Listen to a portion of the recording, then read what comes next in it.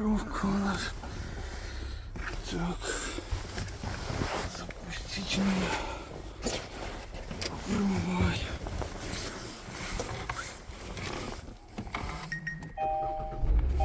Щитачка же.